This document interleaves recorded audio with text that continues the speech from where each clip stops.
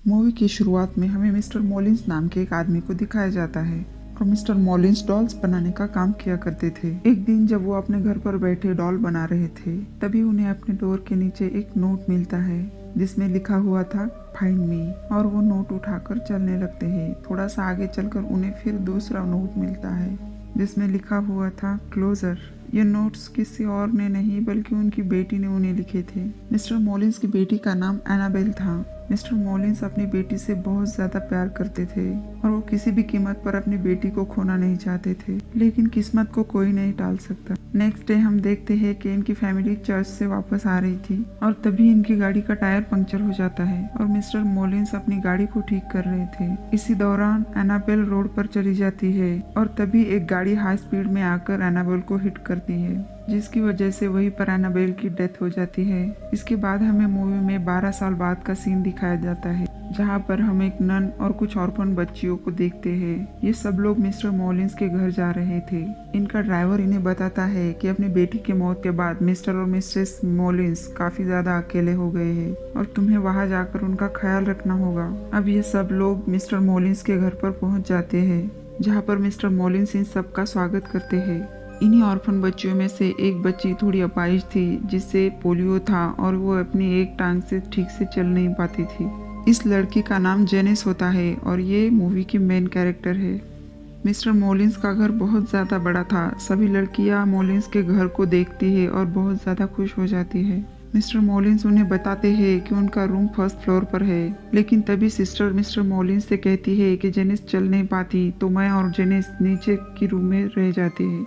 और मिस्टर मॉलिन्स वहाँ पर उन्हें एक ऑटोमेटिक चेयर दिखाते हैं जो उन्होंने अपने वाइफ के लिए बनवाई थी।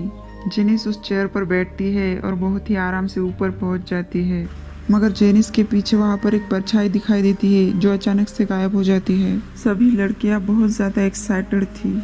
वो लड़कियाँ ऊपर आती है और सभी अपना बेड चूज करने लगती है।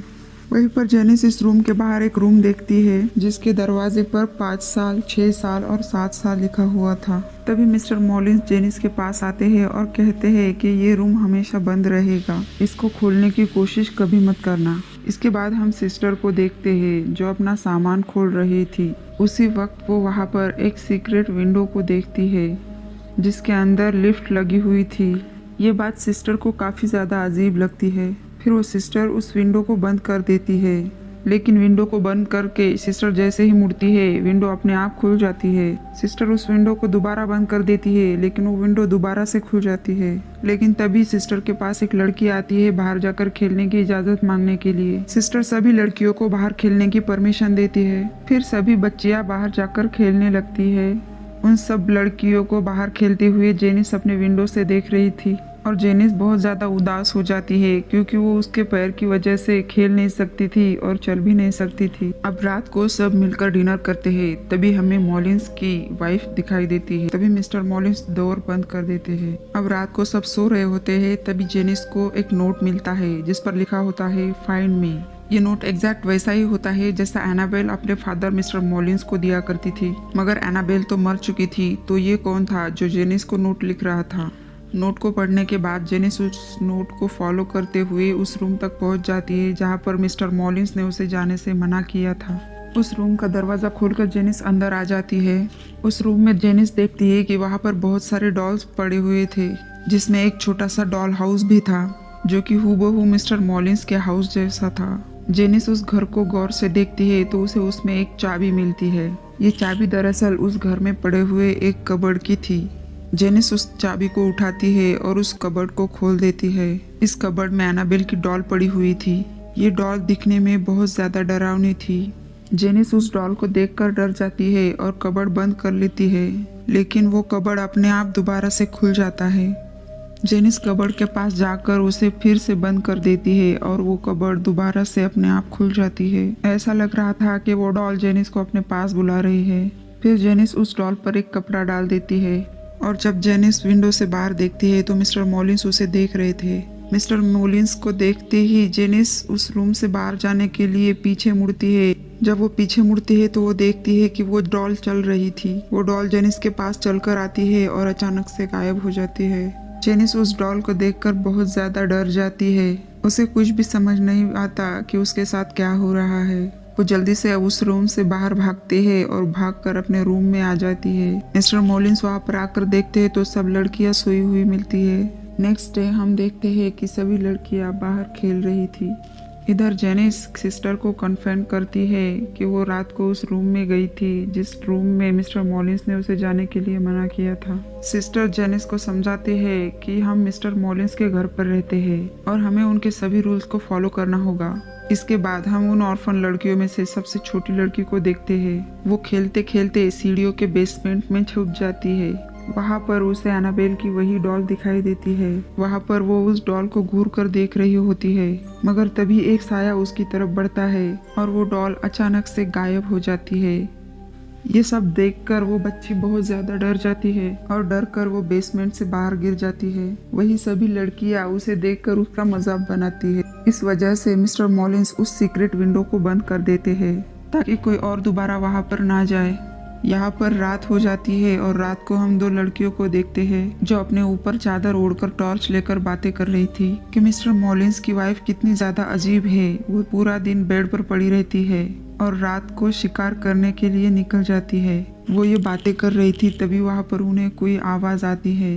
उन्हें लगता है कि शायद ये मिस्टर मॉलिन्स होंगे अपने घर में घूमते हुए और वो वैसे ही चुपचाप बैठ जाती है, मगर तभी उनकी टॉर्च अचानक से बंद हो जाती है और तभी एक बहुत ज्यादा डरावना साया उन्हें अपनी ओर खींचता है, जिसकी वजह से ये दोनों बहुत ज्यादा डर जाती है और चीखती है। इन दोनों की चीखें सुनकर यहाँ पर सभी लोग आ जाते हैं। इनमें से एक लड़की मिस्टर मॉलिन्स से कहती है कि मैंने आपकी वाइफ को देखा है। तभी उन्हें मिस्टर मॉलिन्स कहते हैं कि ऐसा पॉसिबल ही नहीं हो सकता क्योंकि उनकी वाइफ तो कभी चल ही नहीं सकती, और मिस्टर मॉलिन्स वहाँ से चले जाते हैं। इसके बाद हम देखते हैं कि सिस्टर मिस्टर मॉलिन्स के रूम में चली जाती है उनकी बेटी के डेथ का अफसोस करने। मिसेस मॉलिन्स हमेशा मास्क पहनकर रहती थी। सिस्टर उनका चेहरा देखने की काफी कोशिश करती है, लेकिन काफी कोशिश के बाद भी वो उनका चेहरा नहीं देख पाती। मिसेस मॉलिन्स और सिस्टर की सारी बातें जेनिस बाहर खड़ी रह के सुनती है। वहाँ पर वो एनाबेल और उसकी डॉल की फोटो को देखती है और वो उतार कर अपने पास रखती है। रात को जेनिस फिर उस रूम में जाती है। इस बार जेनिस के साथ वो छोटी बच्ची भी होती है। वहाँ पर वो छोटी बच्ची एनाबेल के डॉल पर एक टॉय फेंकती है। उसके बाद वो टॉय उसे बहुत ज्यादा गुस्से से देखती है। वो छोटी बच्ची लिंडा ये सब कुछ देखने के बाद बहुत ज्यादा डर जाती है और वो वहाँ से चली जाती है, लेकिन जेनिस वहीं पर रुक जाती है। जेनिस को वहाँ पर एनाबेल नजर आती है। वो एनाबेल नहीं, एनाबेल की सोल थी। उसे देखकर जेनिस काफी डर जाती है और वो उसे कहती है कि बताओ तुम्हें क्या चाहिए, मैं तुम्हारी मदद कर सकती हूँ, तुम मुझे बताओ कि तुम्हें क्या चाहिए। और जैसे ही एनाबेल जेनिस की ये सब बातें सुनती है वो पीछे मुड़कर देखती है। वो पीछे मुड़ती है तब उसका फेस बहुत ज्यादा डरावना हो चुका था। वो एक बहुत ज्यादा डरावने शैतान में बदल चुकी थी। वो जेनिस से कहती है कि मुझे तुम्हारी आत्मा चाहिए। अब जेनिस बहुत ज्यादा डर जाती है और वो यहाँ से भागने की कोशिश करती है। वो अपनी उस ऑटोमेटिक चेयर पर बैठती है और नीचे जाने की कोशिश करती है, मगर वो चेयर दोबारा से ऊपर आ जाती है और वो शैतान जेनिस को ऊपर से नीचे फेंक देता है और किसी तरह सुबह हो जाती है। सुबह मिस्टर मॉलिन्स जेनिस का इलाज करवाते हैं। जेनिस सिस्टर को बताती है कि इस घर में कोई शैतान है जो मुझे मारने की कोशिश कर रहा है क्योंकि मैं सबसे ज्यादा कमजोर हूँ और मेरी सोल सबसे ज्यादा वीक है। सिस्टर जेनिस को समझाते हैं कि तुम्हारी बॉडी जरूर सबसे ज्यादा वीक है, लेकिन तुम्हारी सोल बिल्कुल भी वीक नहीं है, वो हम सबसे ज्यादा स्ट्रांग है। इसके बाद हम देखते हैं कि रात को लिंडा को उसी रूम से कुछ आवाजें आती है। वो उस रूम के पास जाकर खड़ी हो जाती है और बाहर से ही वो आवाजें सुनती है। वो पीछे मुड़कर देखती है तो देखती है कि वहाँ पर वो डॉल चेयर पर झूले ले रही थी। ये सब देखकर लिंडा बहुत ज्यादा डर जाती है, मगर लिंडा देखना चाहती थी कि वाकई इस रूम में कोई शैतान है। वो अपनी टॉय गन से एक रस्सी बांधती है और उस रूम की तरफ करती है। उसके बाद वो शैतान उसकी वो टॉय गन छीन लेता है। ये सब कुछ देखकर लिंडा बहुत ज्यादा डर जाती है और डर कर वो अपने रूम में जाकर छुप जाती है और वो शैतान वहाँ पर आता है और अपनी डॉल लेकर चला जाता है। नेक्स्ट मॉर्निंग सिस्टर जेनिस को लेकर बाहर घूमने जाती है और थोड़ी देर बाद वो सिस्टर अचानक से उस शैतान में बदल जाती है और वो वहाँ से जेनिस को बहुत ही अजीब तरीके से ले जाकर स्टोर रूम में फेंक देती है। सिस्टर उसे वहाँ पर बंद कर देती है। जेनिस को वहाँ पर फिर से एनाबेल नजर आती है। वहाँ पर एनाबेल जेनिस के अंदर अपना सारा खून फेंक देती है, यानी कि जो शैतान अभी तक एनाबेल के शरीर में नजर आता था अब वो जेनिस के शरीर में चला चुका था। जेनिस की चीखें सुनकर सभी लोग वहाँ पर आ जाते हैं, मगर जेनिस वहाँ पर सबको ये दिखाती है कि वो बिल्कुल नॉर्मल है क्योंकि वो शैतान अब जेनिस के अंदर जा चुका था। नेक्स्ट डे मिस्टर मॉलिन्स लिंडा के पास आते हैं तो लिंडा उन्हें सब कुछ सच सच बता देती है कि उनके मना करने के बावजूद भी जेनिस उस रूम में गई थी और उसने वहाँ से डॉल भी ले ली थी। ये सब बातें सुनकर मिस्टर मॉलिन्स को बहुत ज्यादा गुस्सा आ जाता है और वो बहुत ज्यादा डर भी जाते हैं और लिंडा से सच जानने के बाद मिस्टर मॉलिन्स जल्दी से घर में चले जाते हैं। वहाँ पर जाकर वो देखते हैं कि वो डॉल चेयर पर बैठी थी और तभी उन्हें उस टेबल पर एक नोट भी पड़ा हुआ मिलता है जिसमें लिखा था कि डैडी मैंने आपको ढूंढ लिया है। और तभी वहाँ पर मिस्टर मॉलिन्स को जेनिस भी नजर आती है। तभी मिस्टर मॉलिन्स जेनिस से कहते हैं कि मैंने तुम्हें मना किया था उस रूम में जाने से, मगर तभी जेनिस अंधेरे में जाकर गायब हो जाती है और उसके शरीर से एक अजीब सी चीज बाहर आ जाती है। ये वही शैतान था जो जेनिस के अंदर था। मिस्टर मॉलिन्स उस शैतान की तरफ क्रॉस का साइन करते हैं, मगर वो शैतान अब एक एक करके मिस्टर मॉलिन्स के फिंगर्स को तोड़ देता है और आखिर में वो मिस्टर मॉलिन्स को भी मार देता है। मिस्टर मॉलिन्स की चीखें सुनकर सिस्टर वहाँ पर आ जाती है। वो वहाँ पर आकर देखती है कि मिस्टर मॉलिन्स की बॉडी बहुत ही अजीब तरीके से वहाँ पर पड़ी थी। मिस्टर मॉलिन्स की बॉडी को देखकर ऐसा लग रहा था कि उस शैतान में उनकी बॉडी की सारी खून को पी लिया था। ये इंसिडेंट्स देखकर सारी लड़कियां बहुत ज़्यादा डर जाती है। उन्हें समझ में नहीं आता कि वो सबकी जान कैसे बचाएंगी। लिंडा अब ये डिसाइड करती है कि वो इस डॉल को फेंक देगी और उसी रात वो उस डॉल को फेंकने के लिए कुएं के पास ले जाती है, मगर सिस्टर उसे जाते हुए देख लेती है। लिंडा उस डॉल को फेंक कर नीचे कुएं में झुककर देख रही थी, लेकिन अचानक से कोई चीज उसे उस कुएं में खींच लेती है, लेकिन वहाँ पर सिस्टर आकर लिंडा को बचा लेती है। फिर लिंडा और सिस्टर दोनों भागकर उस घर में आ जाती है, जहाँ पर सिस्टर को लड़कियां बताती है कि जेनिस गायब है और उसकी डॉल उस बेड पर पड़ी थी। सिस्टर को कुछ भी समझ नहीं आ रहा था कि इस घर में क्या हो रहा है। तंग आकर सिस्टर गुस्से में मिसेस मॉलिन्स के रूम में चली जाती है और जाकर पूछती है कि इस घर में क्या है और ये सब कुछ क्या हो रहा है हम सबके साथ। क्या यहाँ पर कोई ब्लैक मैजिक है जो सबको मार रही है। यहाँ पर मिसेस मॉलिन्स सारी सच्चाई बताना शुरू करती है। वो बताती है कि उनकी बेटी के मौत के बाद वो दोनों बहुत ज़्यादा अकेले हो गए थे, इसीलिए उन्होंने फैसला किया कि वो अपनी बेटी को वापस बुलाएंगे और इसके लिए चाहे उनको कुछ भी करना पड़े। लेकिन वो जो कर रहे थे उसका परिणाम इतना भयानक होगा ये उन्होंने कभी नहीं सोचा था। उन्होंने अपनी बेटी को बुलाने के लिए गलत पावर्स का यूज़ किया और एनाबेल वापस भी आ गई थी और वो बहुत ज़्यादा खुश हो गए थे। लेकिन कुछ दिनों में उन्हें पता चल जाता है कि वो उनकी बेटी एनाबेल नहीं बल्कि कोई शैतान है जिसने उनकी बेटी की सोल को कैद कर लिया है। वो शैतान उनकी बेटी की शक्ल में इस दुनिया में आना चाहता था और जब उन्हें इस बात का पता चला तो मिसेस मॉलिन्स ने क्रॉस दिखाकर उस शैतान को वापस भेजने की कोशिश भी की थी, लेकिन वो शैतान बहुत ज़्यादा पावरफुल था। उन्होंने मिसेस मॉलिन्स पर अटैक किया और उनकी एक आग निकाल ली।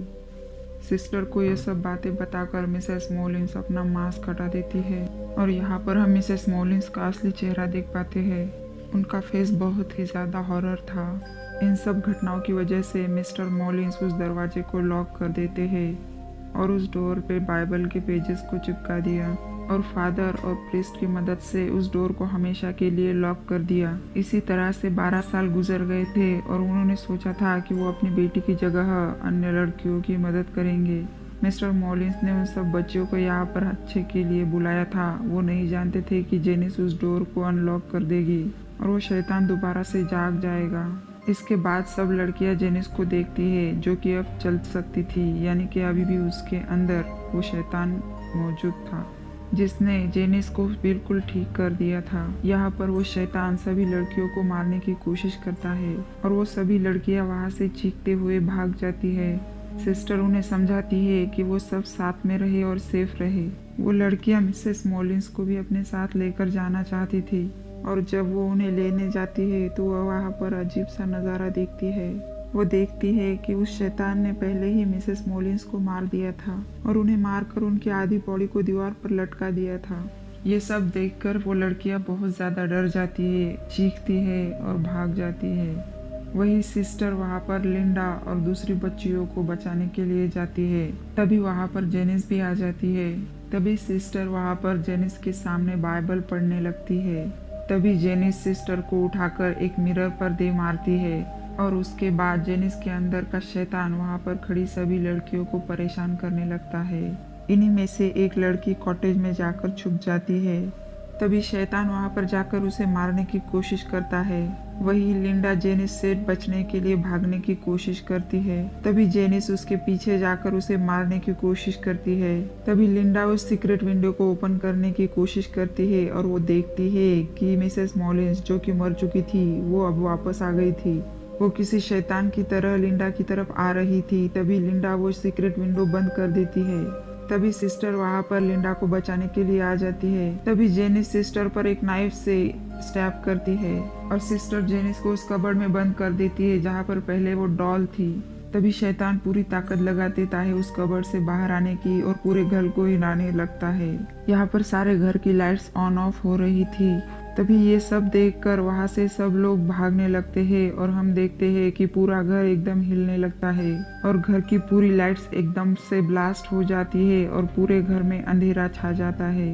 अचानक से हर चीज एकदम से शांत हो जाती है।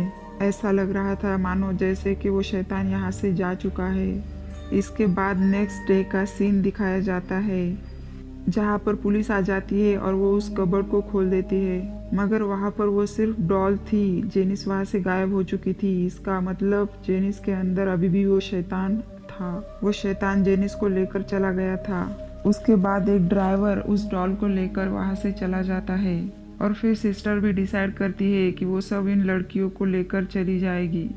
फिर हमें एक सीन दिखाया जाता है जिसमें एक कपल एक ऑर्फन हाउस में किसी को गोद लेने के लिए आए थे।